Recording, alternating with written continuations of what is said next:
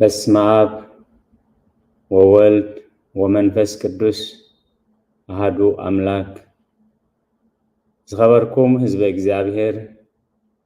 ነዚ ቅድስቲ ቤተ ክርስቲያን ትህቦ አገልግሎት ኣብዘ ዘለኹም ኾንኩም ብኣቃድዎን ብጥብዓትን ትከታተልዎ ዘለኹም እግዚአብሔር ቅዱስ ፈቃዱ ኮይኑ ክሳብ ዚ ሰዓት ዚ ብድሓነ ሰላም ዓቂቡ ሓጢአትናን አበሳናን ከይተጻባጸበ በዚ ቅዱስ አገልግሎት ክንራኸብ ቅዱስ ፈቃዱ ስለ ዝኾነልና ናይ ባህር ምስጋና ይብጽሓዮ። ንኹሎም በዚ ሰዓት ዚ ኣብ ጸበባ ኣብ ጸገም ኣብ ሽግር ንዘለዉ ረህዋ ሰላም ቅሳነት ዕረፍቲ ሃቦም ኣብ ቤት ማእሰርቲ ንዘለዉ ምውፃእ ሓራ ይፍጠረሎም ብሞት ስጋ ንዝተፈለዩና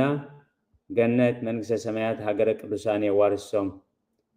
ኣብ መሪር ሓዘን ንዘለዉ ደበሳ ቅዱሳን ይደብሶም ንኹላህና ከዓ ዘስተውዕለ ኣእምሮ ሂቡ መወዳእታና የጸብቐልና። ዝኸበርኩም ህዝበ እግዚአብሔር ንዓይ ንህዝቡ ዝኸውን ቃሉ ኣብ አንደበተይ ከንብር ኣብ ጸሎትኩም ክትዝክሩኒ እንዳተማሕፀንኩ ንኹላህና ከዓ ዝሰምዓ ናይ እዛን መንፈስ ዝዓቁር ጥቕጡቕ ልቢ ዘተግብር ሰናይ ሕሊና ክወሃበና ናይ እግዚአብሔር ቅዱስ ፈቃድ ይኹነልና። ኣብ ዝሓለፈ ግዜ አገልግሎትና ከም ፈቃድ እግዚአብሔር ከም ዝረአናዮ ሳልሳይ ጸሎት ሰዓት መዓልቲ ኣብ ዝብላ ርእስትና ክልተ ክፋል ርኢና። ሎሚ ከዓ ከም ፈቃድ እግዚአብሔር ሳልሳይ ክፋልን መወዳእታን ክንርኢና እዩ። ኣብቲ ቀዳማይ ዝረአናዮ ኣብ ጸሎት ሳልሳይ ሰዓት ክንዝክር ከለና ጲላጦስ ኣብ ጎይታ ዝፈረደሉ ጎይታ ኣብ ቅድሚ ጲላጦስ ንፍርዲ ጠጠው ዝበለሉ ካብቲ ተታሕዘሉ ካብ ጌተሰማኒ ጀሚሩ ክሳብ መስቀል ጎይታ ኢየሱስ ክርስቶስ ሰሌና ዝኸፈሎ ዋጋ ርኢና። እቲ ካልኣይ ክፋል ከዓ በዚ ሰዓት ዚ መንፈስ ቅዱስ ኣብ ልዕሊ ሃዋርያት ከም ዝወረደ እሞ ሃዋርያት ከዓ ፈራሓት ዝነበሩ ተባዓት ታራ ሰባት ዝነበሩ ፍጹማት ሓደ ቋንቋ ዝኽእሉ ዝነበሩ ናይ ኩሉ ዓለም ቋንቋ ተገሊጽሎም ናብዚ ደረጃ ዚ ከም ዝበጽሑ ርኢና። ስለዚ በዚ ሰዓት ዚ ኩሉ ካብ ኮነ ንዓና እንታይ እሞ ጎይታ መስቀል ኣብ ቅድሚ ጲላጦስ ጠጠው ኢሉ ምፍራዱ ሃዋርያት መንፈስ ቅዱስ ምቕባሎምስ ንዓና እንታይ ሕጂ ኣብ ዝብል ኣርእስትና ሎሚ እቲ ነንብቦ ወንጌል ማቴዎስ ምዕራፍ 10 ካብ 1 ክሳብ 16 ዘሎ ምስላታት ኣሰራሕተኛታት ኣኽልቲ ወይኒ ይብል። መንግስተ ሰማያት ነታ ኣኽልቲ ወይኑ ሰብዕ ዕለት ክሰማማዕ ዓንጊሁ ዝወፀ በዓል ቤት ትመስል። ምስቶም ሰብዕ ዕለት ንመዓልቲ 1 ዲናር ምስ ተሰማምዐ ናባታ ኣኽልቲ ወይኑ ሰደዶም። ድማ ብሳልሰይቲ ሰዓት ኣቢሉ ወፀ። ካልኦት ከዓ ዕዮ ዘይብሎም ኣብ ዕዳጋ ደው ኢሎም ረአየ። ንኣታቶም ከዓ ንስኻትኩም እውን ናብቲ ኣታኽልቲ ወይኒ ኺዱ እሞ እቲ ዝግባእ ክህበኩም የበሎም። ንሳቶም ከዓ ከዱ። ከም ብሓድሽ ድማ ብሳድሰይቲ ሰዓትን ብታልሳይቲ ሰዓትን ኣቢሉ ወፂኡ ከምኡ ገበረ። ድማ ብመበል 11 ሰዓት ወፂኡ ካልኦት ደው ኢሎም ረኸበ። ንምንታይ ከምሉእ መዓልቲ ብዘይ ዕዮ ብዘይ ዱ ትብሉ በሎም። ንሳቶም ውዕለት ዘውዕለና ሲኢልና በልዎ። ንሱ ንስኻትኩም ድማ ናብቲ ኣታኽልቲ ወይኒ ኺዱ እቲ ዝግባእ ከዓ ትወስዱ በሎም። ምስ መሰየ እቲ በዓል ኣታኽልቲ ወይኒ ንኣዛዝ ቤቱ እቶም ሰብዕ ዕለት ፀዋዓዮም ካብ ዳሕሮት ጀሚርካ ክሳዕ ቀዳሞት ውዕለቶም ሃቦም በሎም። እቶም ሰብ መበል 11 ሰዓት ቀሪቦም ደዲናሮም ተቐበሉ። እቶም ቀዳሞት ምስ ቀረቡ ግና ዝበዝሕ ዝቕበሉ መሰሎም። ንሳቶም ከዓ ደዲናሮም ተቐበሉ። ምስ ተቐበሉ በቲ በዓል ቤት ኣዕዘምዘሙ። ነዞም ሓንቲ ሰዓት ጥራይ ዝዓየዩ ዳሕሮት ንሕና ድኻም መዓልትን ዳህርን ዝጾርና ምሳና ኣዳላደልካዮም በልዎ። ንሱ ከዓ መለሰ ንሓደ ኻባታቶም በሎ ዓርከየ ዓመፅኩኻን ብሓደ ዲናር ዶ ተሰማማዕካንን ዝበፅሓካ ዳ ሒዝካ ኺድ። ነዚ ዳሕራይ ድማ ክንድትናትካ ክህቦ ፍቓደ እዩ ወይስ በቲ ገንዘበይ ዝደለዎ ክገብር ዶ ይተፈቕደለይን እዩ ወይስ ኣነ ሕያወይ ምዃነይ ዶ ዓይንኻ ቐና እዩ። ጽዋዓትሲ ብዙሓት እዮም ሕሩያት ገና ሒደት እዮም እሞ ከምኡቶም ዳሕሮት ቀዳሞት ክኾኑ እቶም ቀዳሞት ከዓ دحروت كخونو يوم سماين مدرن كحلفيو قالي جنا أي حلفن بلغويتا ندك أمزامرتي كابز عود نباب نلومي نريو خم فقاد إجزابير قصري 3-4 إيو دما بسالسي 9 بيلو مسوسة كالوت سرح زي بلوم أبعداقا كنفزو كبلو رأيي نعاتاتهم كأ نسخاتكم والنابتاب تخلطوا وين خيدمو أتزقباكم كهبكم يا بلوم نساتهم كأ كيدوم عيوي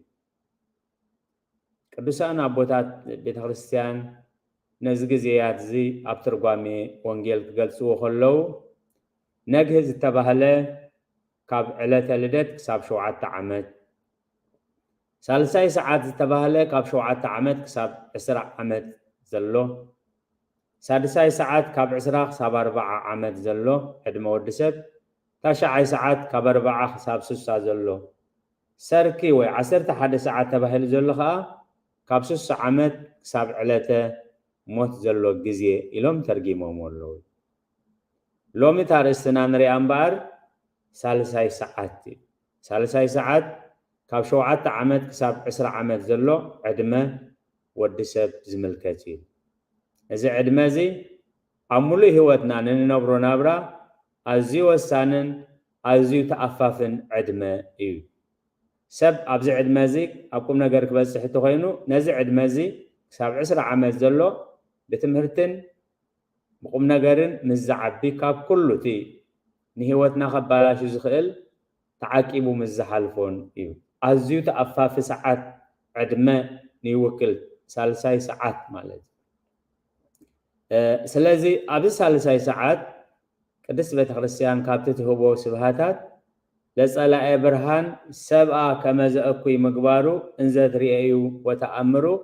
ስላሴ ዘትምህሩ ስብሃት ለክሙ ነቲ ክፉእ ዝገብር ሰብ እንዳረኣኽሞ ኣብ ሳልሳይ ሰዓት ወፂኡ ከዓ ስራሕ ዘይብሎም ቀንፈዘው ክብሉ ረኣየ ክብሪ ንዝኽሪ ስሙ ይኹን ኣብቲ ስራሕ ሲኢና ቀንፈዘው ንብለሉ ኣብቲ ጥዕና ሲኢና ቀንፈዘው ንብለሉ ኣብቲ ሰላም ሲኢና ቀንፈዘው ንብለሉ ኣብቲ ካብ ዓዘቕቲ ሓጢኣት መውፅኢ ሲኢና ሓይልና ተፀንቂቑ ቀንፈዘው ንብለሉ ዝርኢ ኣቦ ኣለና ክብሪ ምስጋና ንዕይኹን ስለዚ ነፀላኤ ብርሃን ሰብአ ከመዘእኩይ ምግባሩ እንዘ ትርእዩ ወተኣምሩ ስላሴ ዘትምህሩ ስብሃት ለክሙ እዩ ለጸላኤ ብርሃን ሰብአ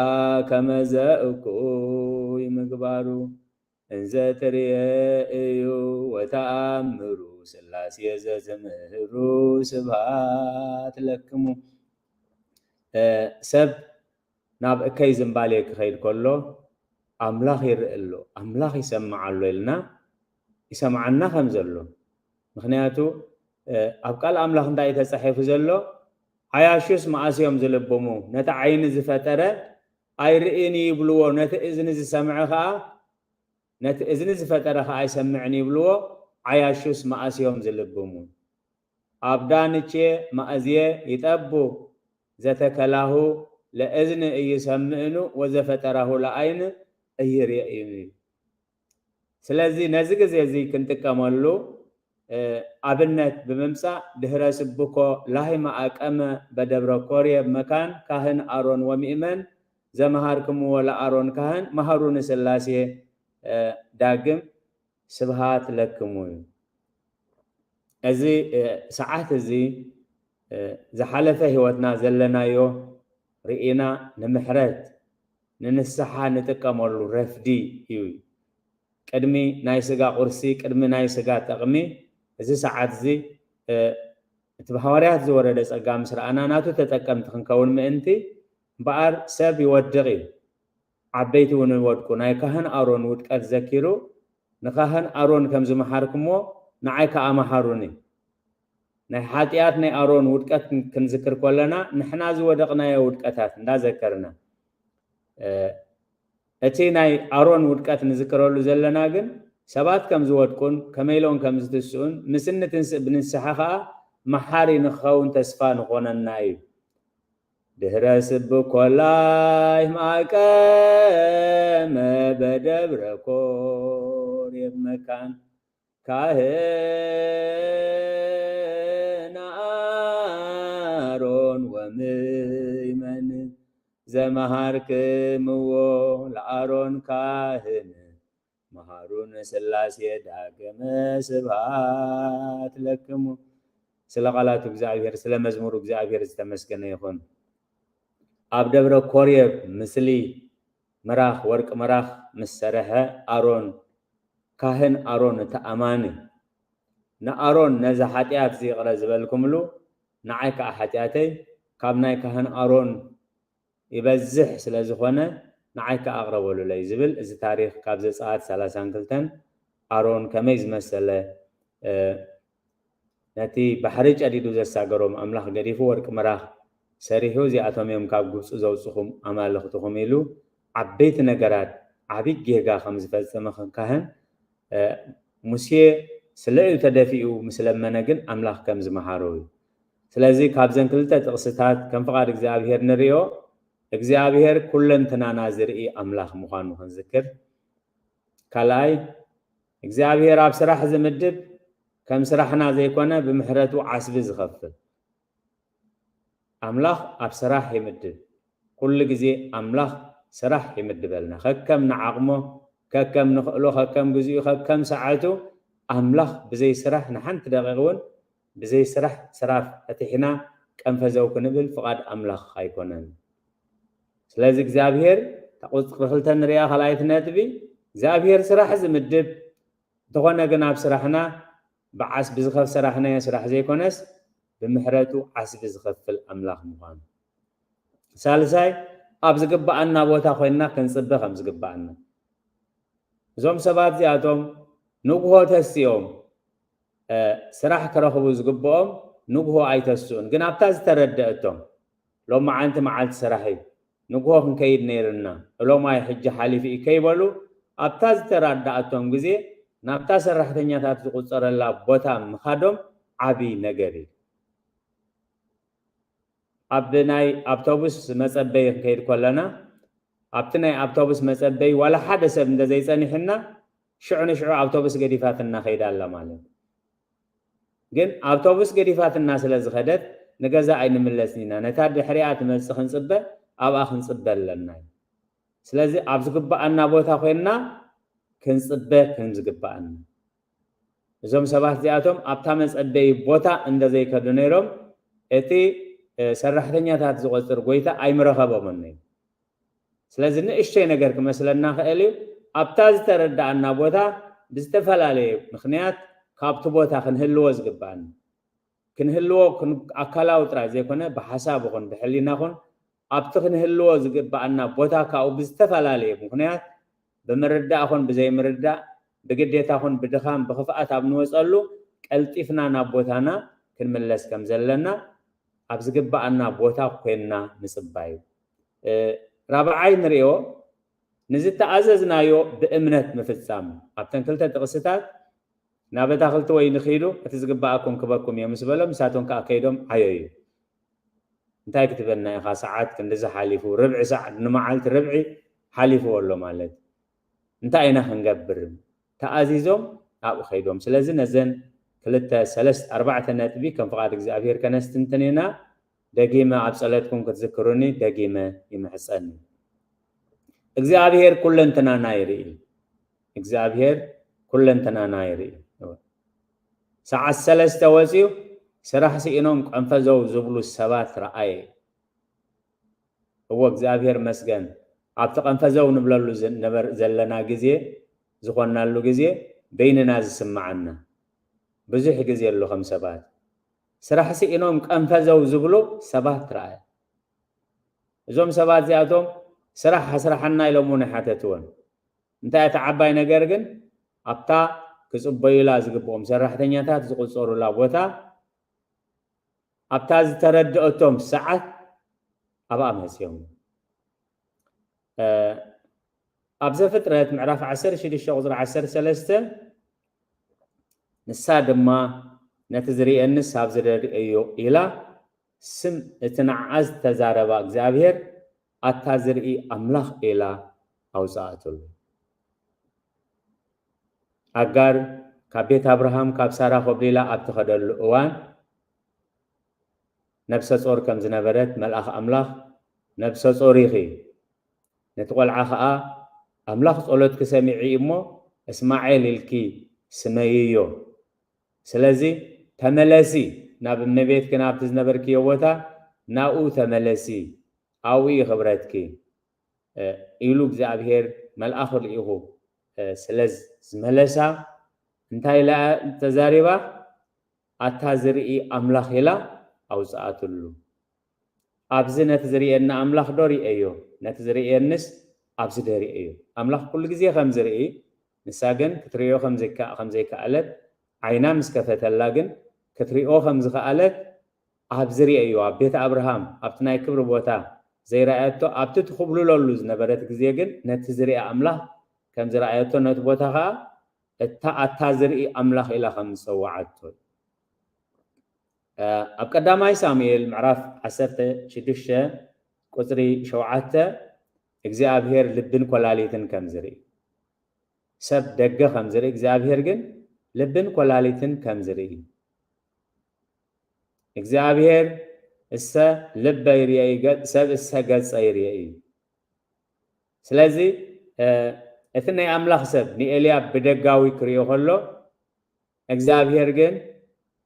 ነዳዊት ገና ምስ ተናባጊዕ ከሎ ነቲ ዕሻሽ ኣብ ተናባጊዕ ከሎ እግዚአብሔር ግን ይርአዮ ነይሩ ስለዚ ቀንፈዘው ዝብሉ ሰባት ረአየ ኣብቲ በይንና ዝመስለና ኣብቲ ፀገም ኣለናሉ ዝመስለና ኣብቲ ቀንፈዘው ንብለሉ ብዝተፈላለዩ ፀገማት ዝርኢ ኣቦ ዝርኢ ጎይታ ኣለና እንተኾነ ግን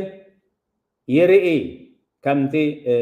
ለጸላኤ ብርሃን ሰብ ከመዘእኩ ምግባሩ ዝብሉ እግዚአብሔር ይርኢ ውሽጥና ይርኢ ሓሳብና ይርኢ ዘረባና ይርኢ ስጉምትና ይርኢ ባህሪው ቅዱስ ባህሪ ስለ ዝኾነ ግን ከም መጠን ተኣባና ዝሪኦ ከም መጠን ተዓይኑ ዝረአየቶ ከም መጠን ትእዝኑ ዝሰምዐቶ ግን ኣይፈርድን እንታይ ስለ ዝኾነ መሓሪ ስለ ዝኾነ ልኡለ ቃል ነቢ ኢሳያስ ኣብ ምዕራፍ 11 ቁፅሪ 3 ተሓጓሱ ኣብ ፍርሓት እግዚአብሔር እዩ ዓይኑ ከም ትሪኦ ኣይፈርድን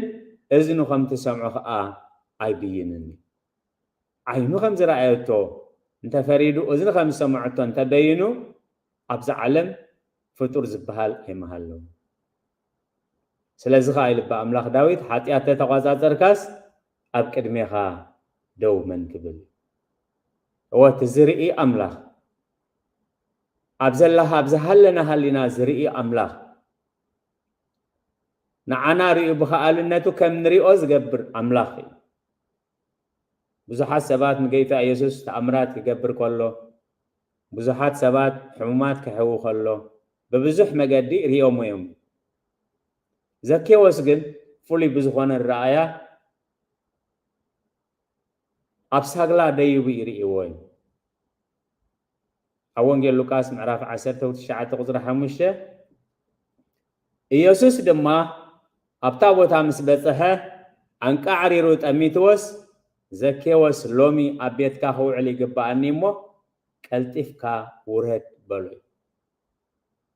ዓይኒ ዘይረኣየቶ እዝኒ ዘይሰምዐቶ እግዚአብሔር ነቶም ዝፈርሕዎ ዘዳለወሎም ክብሪ ዘኬዎስ ነቲ ብግርማ ፍሉይ ዝኾነ ጎይታ ንሓንቲ ደቂቕ ክሓልፍ ከሎ ኣብ ሳግላት ደይቡ ክሪኦ ብምርኣዩ ክዓገብ እምበር ጎይታ ይሪኦ ኢሉ ኣይሓሰበን ጎይታ ኣብ ቤቱ ክውዕል ኢሉ ኣይሓሰበን እግዚአብሔር ግን ዝርኢ ኣምላኽ እዩ ክብሪ ንዝኽሪ ስሙ ይኹን ሰዓት 3 ናብቲ ስራሕ ሰራሕተኛታት ዝቁፀሩሉ ኸይዱ ስራሕ ዝሰኣኑ ቀንፈዘው ዝብሉ ሰባት ረኣየ ከም ታሪክ ዘይኮነስ ከም ህይወት ክንወስዶ ኣብቲ ቀንፈዘው ዝበልናሉ ግዜ ቀንፈዘው ንብለሉ ፈዘዝ ንብለሉ ግዜ ብዝተፈላለየ ፀገማት ብዝተፈላለየ ጾራት ብዝተፈላለየ ውድቀታት ቀንፈዘው ኣብ ንብለሉ ግዜ ዝርኢ ኣምላኽ ኣሎ ሎሚ ኣብ ቤትካ ክውዕል እየ ተባሂሉ ዘኬዎስ ግን ንሓንቲ ደቂቕ እዩ نحنت دقيق تراي نقويتا خريو امبر قويتا خريو إلو حاسيبو وايفلت السرار روحو دنك سلازو خاناقن لومي نزابيت دحنت كون الله نسخها أود أبراهامي خاز تبهلولو جزيه نزان إشتي نجر حسابات سلازة حسابه نزوع علات كذكر كله هاري قدس باولوس أبي إفيسون معرف سلسة قصب عسرة جناخا خمت أبانا زجبر حيلي كابتن حنا نلمونون نحسبون زبلة انبزا عزيزو خجبر زكالو أبي وتنا نذكرون حنا زي حسبنا يون حنا زي مدبنا يون بقرو ما سرارو أبي وتنا زتفزمه أنت سبسيبنا يون سبسيب كازو ودا أيكونن كابتن حنا نحسبون ندليون يعزيزو صقا خجبر زكالو سلازي نقنفزو مبالو أب ساعتكم زي مساهم دحر سراح دليهم تاهونكم أنجيكم زي مساهم أي بلوم قنفزو مي أخلو يلو قنفزوكم رئي الله يلو قنفزو كتمقلو خمز اللهم رئيكم الله يلو سلازي كيدو مو أتزقبالني كهبكم مي تا قلائت نتبنا أب سراح زمدب إكزابير أب سراح زمدب كم سراحنا زي كونجن بمحرته عسب زخفل أملاخي سراح نودسب قدمي ودقه اتي رهيز كابلع استبهله زي كونس ودسب قدمي ودقتو اب سراح كم استمدب سراح نتعنا سغانا نتعنا نفسنا سراح نخبرت سغانا نخبرت نفسنا اجد اسمخانو سراح قدمي ودقتي تسري اب زفترت معراف كل تقصر 15 እግዚአብሔር አምላክ ከአን ወድሰብ ከአያን ከሕልዋን أب جنة يدن أقامته تايك جبر كعيان كحلوة زابير سراح يمدد سراح يفتر بمتن سراحنا زي كونجن بمحرته عصب زغفل أملاخ إيه أبي فيسون أتزغفل عصبي من البات نعلتاو من نبابرو زبل عسته زخدن ترى يقرنا خنوسدون خلينا عصب قبل كلوجن عصب سجان عصب نفسن عصبي سماهن عصب مدرن مالك هاري قدس باولوس نزخ قالته خلو أب إفيسون معرف كلته قصر حمش حساب شوعات تزلو نعنا ببدلنا موتات كلوناس مس كريستوس هيوان جبرنا بسأجا إخوم زدحانكم أب دحنت زمت برخات كجلس كله مسؤونا تنسأنا أب تزمت زمانات بحياونته اتبلوس هابت تصقو بكريستوس إيسوس أبانا من انتخاري أب سمايات بكريستوس إيسوس مسؤو أقمت أنا ديبا من بركم السبعة سبع أملاك نصرو شروبيل وسرافيل تحت أجقرهم أب سمايات بكريستوس مسؤو أقمت أنا أزي عصبي أزي برخات زي زهد إيه كابتن حنان حاسبون نداليون سأجي عزيزو سأجاخ قبر زكا ألوي الثالثة نتبنا أبزق بأننا بوتا كوينا مصباي كنصباي نخألينا كابتزق بأننا بوتا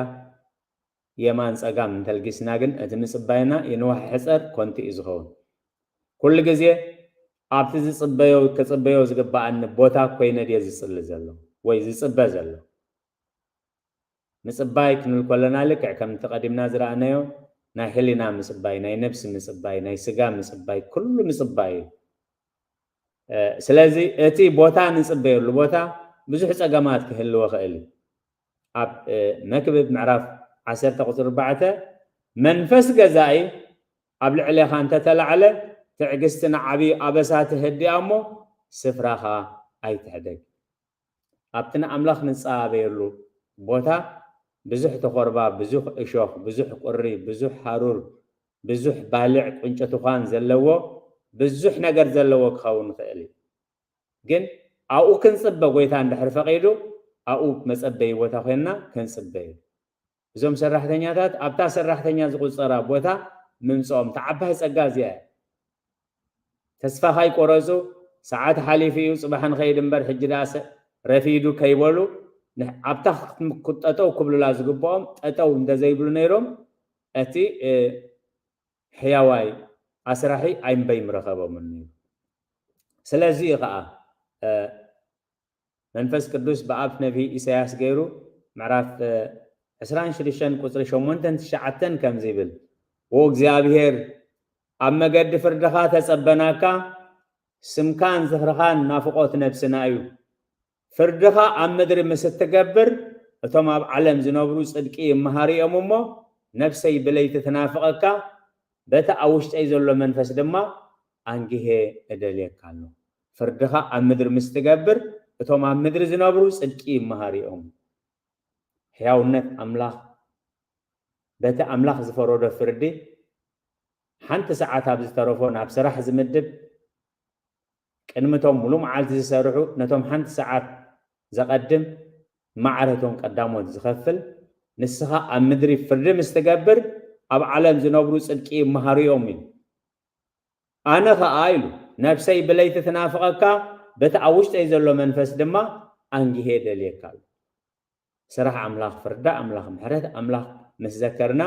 نحنا ناب أملاك نقبرو أقرار بايت ملخ مودعتها رابعيتنا تبي زت أززنايو بإمنة مقبار نابو بوتا كيدكم سرحو مستبهلو حراي لهم تعزيزهم كيدهم سريحهم زخوانا حتو ينبرهم بزعبا زخفلوا بزعبا ناي ساعتاتهم بزعبا قزيهم كندي ساعاتهم كسرحو كيدكم أبتتاخلت ويني حج جمروا رفيدي لكم ما يتشجروا ساعات حالي لكم كيدكم ترايس تسرحوا مستبهلة بإمنة كيدهم سريحهم بزحات سبات نز إمنة زي بزح كنعي بزح كنسرح ناتسبنا جن أملاخ زي كبروا للزخو سلازي قال أملاخ مسمع كام مسواتي نابقالو سلم بالكا كابسك حد عول بلز مسوات تقرب كندي هالكي كندي دخام كندي سعري تزلوي أملاخ جن بزي سعري نابقالو سن انت دعالكا كابتوم مسوات دعول زقربون العلي عاسبك تركبي نابقالو جن تايجبر سنبل تعزز أب قدامي ساميل معرف 10 و5 قصر 20 كلتن ساميل كا نإግዚአብሔር سي زحرر مسوات حرودن كم مسمع ده هاي እግዚአብሔር ገርዶ ይحጉሶ እዩ እንሆ مسمع ካብ መስዋዕቲ ጽን ምባል ድማ ካብ ስብሒ ደዓውል ይበልስ ንስኻ ግን ንእግዚአብሔር ጽን ዘይምባልካ ዓሾኻ ኢሉ ንሳኦል ዝገነ ሓሉን በቃል እግዚአብሔር ዝገነ ዝገሰጸሉን መልእኽቲ እዩ ስለዚ እዙዛት ክንከውን ናብጥቃል እዙዛት ክንከውን እዞም ናይ ሳልሳይ ሰዓት ሰራሕተኛታት أبتاز ترداتهم أبتاز تكسرحلو كم زقبا مع السرح مغانو مسفلتو بزي تسفى مغراز أبتاناي سرح تنياتات زقوز أورولا بوتا نسيهم مئزاز كام مسواتي بلس حدا قزيه اكزابير بصحفاتهم بستفالي مخنيات الزنا نمردو كازاقمنا خيل حدا قزيه ازمبر كاب اكزابير ديخان نبلولو قزيه كهلو زهلو والو جزيه بزح كخون كعسل زخيل قدم مقبارنا جن نتزخبدنا نجر كاب እግዚአብሔር مخانون زي مخانون كنرغاغصالن ምክንያቱ እንደحرنا እግዚአብሔር زي كونن እዘዛለና አንፃር እግዚአብሔር ካሁን ከይዲና አብተንቢት ሆሴዕ ምዕራፍ 1 ካብ 2 ክሳብ 3 ተጻሒፉ ከም ዘሎ እግዚአብሔር በሆሴዕ ከዛረብ መስጀመረ እግዚአብሔር ነሆሴዕ እታ ሀገር ካብ እግዚአብሔር ሪሒቃ ዓቢ ምንዝርና ትምንዝራላሞ ኪድ ውሉድ ምንዝርና ዘለዋ ሰበይት ምንዝርና አእትወል ከደሞ ንጎሜር ጓል ዲብላይም አእተወ ንስሐ አጠነሰት ወድውን ወለደትሉ እዚ خبركم ህዝበ እግዚአብሔር ካብ ምንባብ ሓሊፍና ናብ ምስትንታ ናምናአቱ أزيو زخبده نجاري حدا ني أملاخ سب مس أملاخ زملال السب مس أملاخ كنبر أبتسوا علو معلت مالد እግዚአብሔር በሆሴዕ ከዛረብ ምስ ጀመረ ይዝ እተት ናይ ትንቢት አገልግሎት ዝጀመረሉ መዓልቲ ብምንዝርና ትነብር ብምንዝርና አውሉድ ዘለዋ ናይ ምንዝርና ውሉድ ሰበይት ዘለዋ ከልካ ተመርዓዋ ሓደ ዓቢ ናይ ኣምላኽ ሰብ مس أملاخ زنبر دنجل سبي እግዚአብሔር مستوى عالم طببم كهبنا لعل كل نجار مستوى عالم هوسي اتقال كاب أملاخ مخانو الرقاقيس بس من صلوتن اتقال كاب أملاخ مخانو الرقاقيس وبدحري يحطو زبهال يلا እግዚአብሔር በለ ኮነ ድማን ድሕሪሉ እቲ ቃል ናይ እግዚአብሔር ድዩ ኣይኮነን ልዕሊ ምርዳእና ክኸውን ክእል እዩ እቲ ንርድኦ ነገር ግን ኣነ ዝሓስበልኩም ሓሳብ ድሓን ኢሉ እግዚአብሔር ዘይከውን ኣይዛረብን እዩ ዝተዛረቦ ከዓ ኣየጉድልን ስለዚ ንምንታይ ኢልዎ እቲ ሃገር ካብ እግዚአብሔር ርሒቓ ዓብዪ ምንዝርና ትምንዝር ኣላ ስለዚ እስኻ ከዓ ኸይድካ ናይ ምንዝርና ውሉድ ዘለዋ ብምንዝርና ትነብር ሰበይቲ تمرعي زابير زستوعلو أمره هبنا لنفس وكفنا كساب كندي مخبدنا حدا منفساوي هو بمنانية كنبر زوسنا مس أملاك كنبر زوسنا تراي تمرعو زي كونس عم زرنا تنبر سبيت تمرعو كبهال كله قليل يكون من البات تنبيب كيف تحلف قليل كخون خالي نفس وكفنا قل أنا زندز بهالوي أبز حجي زلنايو حمامن بصتاو ركبن زمحلالو مقزفتات حبزبا زحل اوان እግዚአብሔር ሕጅና አይምናዓኹም በመንዝርና ናብ ዝነብር ሰብኣይ ኪዲ በመንዝርና ናብ ዝነብር ሰበይቲ ኪድ እንተንበሃል ክሳብ ክንደይ ምተረዳእናዮ ክሳብ ክንደይ መኸበደና ቀሊል ነገር አይኮነን ሆሴዕ ግን እግዚአብሔር ኢሉ እግዚአብሔር ዘይከውን አይዛረብን ኢሉ አተግቢርዎ ብዙሓት በዚ ጸጋዚ ኣብነትና ዝኾነና ዓበይትና ኣሽን ምሁራትን ዘይተማህሩን ኣለው ጎይታ ኢየሱስ ክርስቶስ ኣብ እንዳደኪዮማስ ኣብ ቃና ናይ ዘገሊላ ኣብቲ መርዓ ምስ ተረኽበ ቁፅሪ 5-7 ኣዲኡ ከኣነቶም ተዓጠቕቲ ንሱ ዝበለኩም ኩሉ ግበሩ በለቶም ዋና ዳስ ኮሎ ዋና መርዓ ኮሎ ኣቦ ዳስ ኮሎ ተመሪፁ ክኢላ ተባሂሉ ዝመፀ ካልኦት ዓበይቲ ሙሩያት ናይቲ መርዓ ኣለው ስለምንታይ ኣዴና ቅድስት ድንግል ማርያም ነዞም ተዓጠቕቲ ዝመልእኽቲ ዝመሓላሊፋሉ ነቲ ቦዳስ ዝዓደማ ንዓኣን ንጎይታን ደቀ መዛሙርቱን ዝዓደመ ንዓ እዚ ግበር ዘይበለቶ ተኾይኑ እግዚአብሔር ዘስተውዕሉ እምሮ ይሃበና ኣብ ቁፅሪ 7 ኢየሱስ ነዘናጋን ማይ ምልእዎ በሎም ኣፍ ንኣፉ ከዓ መልእዎ ሕጂ ማይ ምልእዎ እዩ ዝብሎም ዘሎ ንዝተወድአ ጋን 6 ዝንጊርር ማይ ምልኡ እዩ ከምቲ መርዓ በት መርዓ ኮይና ክንሪኦ ከለና ጎይታ ኢየሱስ ክርስቶስ ዋና መርዓ ኣይኮነን ኣብ ቦዳስ እውን ኣይኮነን ዝኾነ ሓላፍነት ዘለውን ኣይኮነን ከም ተራ ዓዱን ኮፍ ኢሉ ዘሎ እዞም ኣገልገልቲ ግን ማይ ዳ እንታይ ክንመልኣሉ ካልእ እንደዝኸውን እምበር ኣይበሉ ኣፍ ንኣፉ ኢሉ በቃ ከምቲ ጎይታ ዝበሎም ምልእዎ ተባሂሎም መሊኦም ወይ ነቲ ምስጢር ናይ ንማይ ናይ ወይኒ ናይ ምቕያር ከዓ እቶም ኣገልገልቲ ይፈልጡ ነበሩ ኢላ ቦዳስ ኣይፈለጠ ዋና ገዛ ይፈለጠ ኣብቲ ገዛ ኣብ ዳስ ዝነበሩ ሙሩያት ኣይፈለጡ እቶም ኣገልገልቲ ግን እቲ ዝኾነ ምስጢር ይፈልጡ ነበሩ እንታይ ስለ ዝኾኑ እዙዛት ስለ ዝነበሩ ዝተኣዘዝዎ ነገር ስለ ዝገበሩ እግዚአብሔር መስገን ኣብዚ ናይ ሳልሳይ ሰዓት ከዓ ከመይ ጌርና ክንእዘዝ ከም ዘለና ኣብ ቦታ ኣብቲ ክንፅበየሉ ቦታ ጠጠው ክንብለሉ ዘለና ቦታ ጠጠው ክንብል ከም ዘለና እዚ ክንገብር ተኾይና ከዓኒ ኣብታ ቀዳመይ ነጥብ ዝረኣናዮ እግዚአብሔር ኩለንትናና ዝርኢ ፀገምና ድኻምና ቃንዛና ሓጢኣትና ውድቀትና ኩሉ ነገር ኣብ ዝኾነ ይኹን ዝርኢ ስራሕ ዝምድብ ከምቲ ስራሕናዮ ዘይኮነ ግን ከም ምሕረቱ ብምሕረቱ ዓስቢ ዝኸፍል ዕፅፊ ዝኸብል ካብቲ ንሕና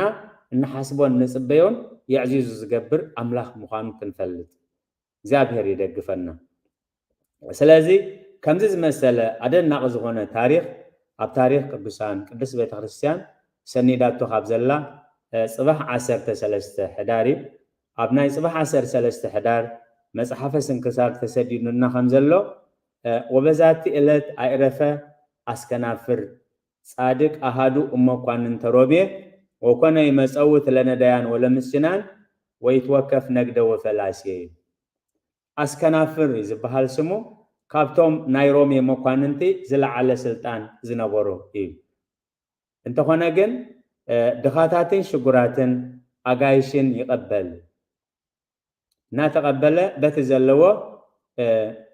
كاشاز تقبلكم زبل يقلقل نبره بزحات أغايش بزحات صقومات أبغزو كحدرو مسر أيو عسرت سلسته شفاتو بشفتنات زنبرو معالتاوي كندزز أكل أغايش زقبل سي كن منتاي ورك انبرورنا اللو أيو باري نعو قتيلنا غنزبو كنورس إلوم حاسبهم عسر سلسته شفاتو نابغزو إيموسيل نابغزو خمسو خلوغن فلسطي مسيلهم أغايش مسيلهم أتي እሾህ ወልታን ኩናትን ኣብ ውሽጢ ክዳውንቶም ሓቢኦም ፈለስቲ ኮይኖም እዮም ዝመፁ ንሱ ምስ ረኣዮም እዚኣቶም 13 ይቁፅሮም እቶም 12 ሃዋርያት እዮም እቲ ሓደ ከዓ ጎይታ ኢየሱስ ክርስቶስ ማለት እዩ ለሓሲብ ስለዚ እሞ ናባይ ሲ ጎይታ ክመፅእ ክእል ዶ ኢሉ ሓሲብ ጎይታ ኣብ ቅዱሳት መጻሕፍቲ እንዳ ማቴዎስ እንዳ ዘኬዎስ ኣብ ብዙሓት ሓንዳሓጣን ቦታ ከም ዝተረኸበ ኣበይ ሓጥ እውን ክመፅእ ክእል እዩ ግን ከረጋግፅ ኣለኒ 35 ዓመት ዝሓመመ ውላድ ዝተደነሰ ውላድ ነይሩ ወይ ካሓፅቦም እዮም ሞ እንድሕር ጎይታ ኢየሱስ ክርስቶስን ሃዋርያትን ኮይኖም በዚ ሕፃብ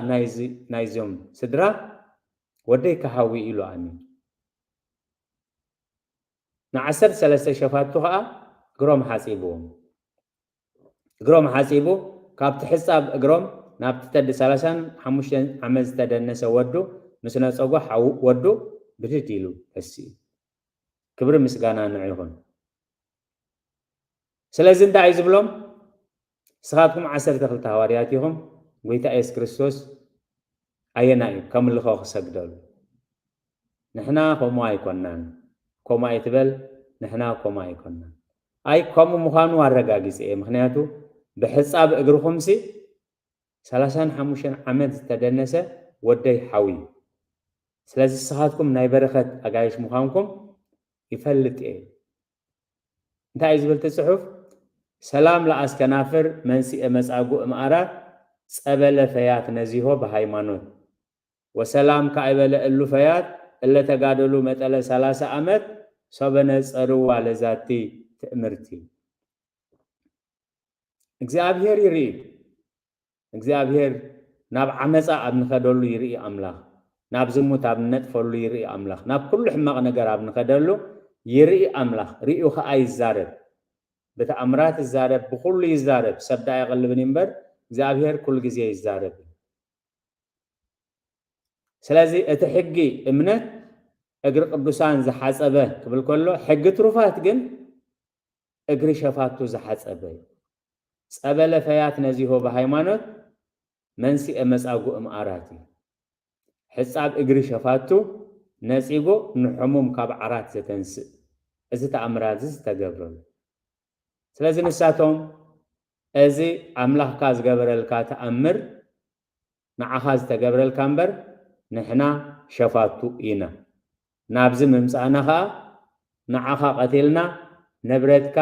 ክራሲ ኢልና ኢና መፅና ቀንፈዘው ዝብሉ ሰባት ረአየ ንሳቶም ነፍሲ ቀቲሎም ንብረት ክራሲዩ ኣብ ዝሓሰብሉ በዚ መገዲ ናይ ክፍኣት መገዲ ገይሩ እግዚአብሔር ግን ከድሕኖም ፈትዩ ካብዚ ዓመፃ ከውፆም ፈትዩ እግዚአብሔር ክብሪ ንዝኽርስሙ ይኹን ስለዚ ንሕና ሸፋቱ ኢና ብሽፍትነት ንነብር እንህልካ ውሽጥና ሓቢእናዮ ኣፅዋርናን ኩናትናን እንህልካ ከምቲ ኣምላኽካ ዝበለካ ከምኡ ግበር ኢሉ ስለዚ ነዚ ወልታን ኩናትን ሸይጥኩም ንድኻታት ሃብዎ ኣብዚ ብመንፈሳዊ ህይወት ንበሩ ኢሉ ን30 ዓመት بقدسنان ببحثونان بنسحن نس30 عامات ኣብ ገዳም አገልግሎም ድሕሪ 30 ዓመት ብሰማዕትነት ሓሊፎም ናይ ሰማዕታት ኣኽሊል ከም ተቀበሉ ቅድስት ቤተ ክርስቲያን ሰኒዳቶል እቲ ሕያውነት ናይ ኣስከናፍር ትግብረ ሰናይ ናብ ኣስከናፍር ነቶም ዓመፅቲ ዓመፃ ንኽገብሩ ደፋፊእዎም ናቱ ብዙሕ ሓጋይሽ ይቅበላሎ መዓልታዊ ጋይሽ ይቅበላሎ ስለዚ እዚ ድልቢ ወርቅ ኣለዎ ማለት እዩ ከምኡ ኢሎም ሓሲቦም اتسناي مقبارو أبرو إسيو حاتيات نخقبرو دريخوهم اتا أبرو إسيو حاتيات كقبرو زدرخهم درخيت بزخ أجزابير بزنا عشنة بزنا كفاءات مجد غيرو نفسهم كم زدحنو نفسهم